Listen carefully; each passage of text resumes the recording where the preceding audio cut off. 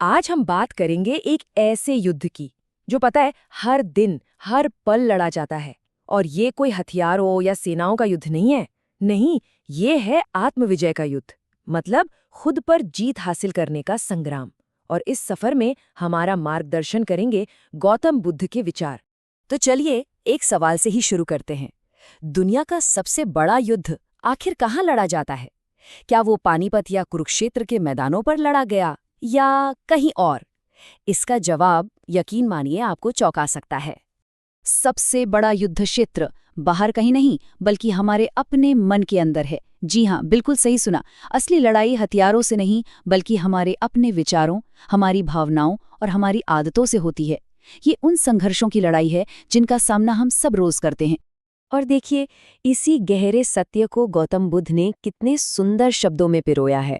वो कहते हैं, हजारों लोगों को युद्ध में हराने से बड़ी जीत है स्वयं पर विजय पाना। बस यही हमारी आज की पूरी बातचीत का केंद्र है। यही हमें समझाएगा कि असली जीत का मतलब आखिर होता क्या है।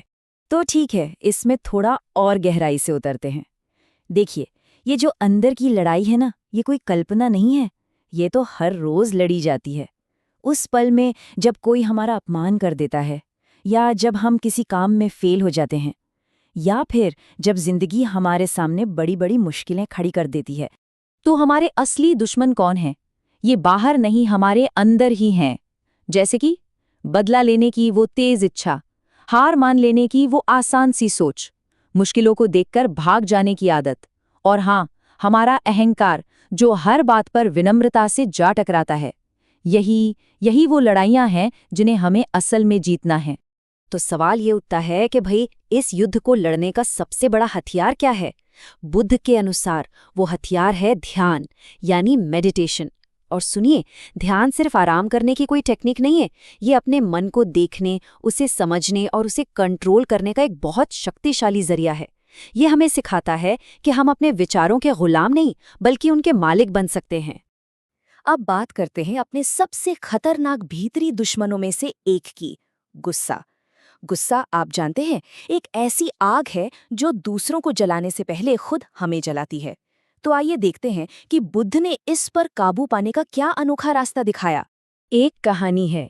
एक दिन एक व्यक्ति जो बहुत गुस्से में था बुद्ध के पास आया और बिना किसी वजह के वो उन्हें भला बुरा कहने लगा। बहुत कड़वे शब्द कहे। आप जरा सोचिए, ऐसी सिचुएशन में बुद्ध ने क्या किया होगा? क्या वो भी गुस्से में आ गए होंगे या उन्होंने पलटकर जवाब दिया? नहीं, उनकी प्रतिक्रिया में ही एक बहुत बड़ी सीख छिपी है। बुद्ध एकदम शांत बैठे, सब सुनते रहे। जब वो आदमी बोल बोलकर थक गया तो बुद्ध ने बड़ी शांति से उससे सिर्फ एक सवाल पूछा। अगर तुम किसी के लिए कोई तोहफा लेकर जाओ और वो उसे लेने से मना कर दे, तो वो तोहफा किसका हुआ? उस आदमी ने थोड़ा हैरान होकर कहा, मेरा हुआ, क्योंकि मैंने ये तो दिया था। तब बुद्ध मुस्कुराए और बोले, बिल्कुल ठीक, उसी तरह मैं तुम्हारे इन अपमानों को स्वीकार नहीं करता।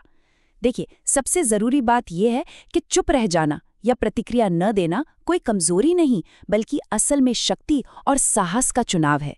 चलिए अब अपने अगले हथियार पर चलते हैं, और ये है धैर्य की शक्ति। धैर्य का मतलब सिर्फ इंतजार करना नहीं होता। नहीं, असल में ये एक एक्टिव, एक साहसी ताकत है जो जिंदगी के इस युद्ध में जीत के लिए बहुत जरूरी है।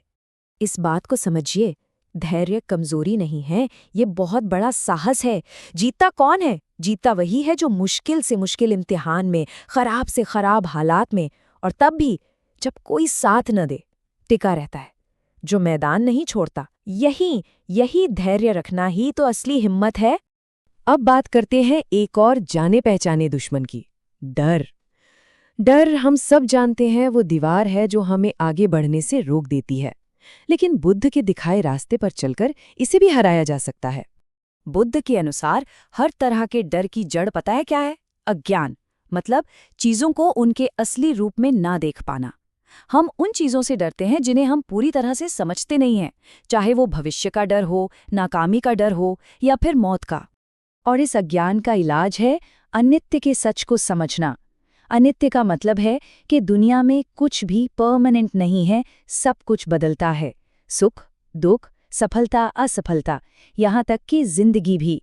जैसे दिन के बाद रात और रात के बाद दिन आता है ना, ठीक वैसे ही बुरा वक्त भी हमेशा नहीं रहता। और जब हम इस बदलाव को दिल से अपना लेते हैं तो डर की पकड़ अपने आप ढीली पड़ने लगती है। तो अब हम पहुंचते हैं अपने अंतिम लक्ष्य की ओर। एक पल के लिए जरा सोचिए, किसी ने दौलत, शोहरत, ताकत सब कुछ पा लिया, लेकिन उसका मन बेचैन है, अशांत है। तो क्या इसे सच में जीत कहा जा सकता है? नहीं ना। तो इस भीतरी युद्ध को जीतने के लिए यहाँ 5 प्रैक्टिकल तरीके हैं। पहला, रोज सिर्फ 10 मिनट ध्यान करें ताकि मन की उथल-पुथल शांत हो। दूसरा, किसी भी सिचुएशन में रिएक्ट करने से पहले 5 सेकंड रुकें। ये आपको गुस्से या जल्दबाजी से बचाएगा। तीसरा, हर दिन किसी को माफ करने की कोशिश करें, इससे मन का बोझ हटेगा। चौथा, लालच की जगह संतोष को चुनें, जो है उसमें खुशी खोजें। और आखिर में, हर मुश्किल को एक टीचर की तरह देखें, जो कुछ सिखाने आई है और मजबूत बनाने आई है। ये छोटे छोटे कदम ही बहुत बड़े बदलाव ला सकते हैं। तो चलिए अब इस पूरी चर्चा का सार समझते हैं। असली साहस तलवार उठाने में नहीं है, बल्कि उसे नीचे रखने में है। असली साहस बदला लेने में नहीं, बल्कि माफ कर देने में है। क्योंकि माफ करना कमजोरों का नहीं, सबसे बहादुर लोगों का काम होता है। और आखिर में, असली साहस दूसरों को हराने में नहीं, बल्कि खुद को, अपने मन को जीतने में है। यही है आत्मविजय। तो हम अपनी बात वहीं खत्म करते हैं जहां से शुरू की थी। बुद्ध का ये विचार हमेशा याद रखने लायक है। हजारों लोगों को युद्ध में हराने से बड़ा है स्वयं पर विजय पाना। यही सच्ची और स्थायी जीत है।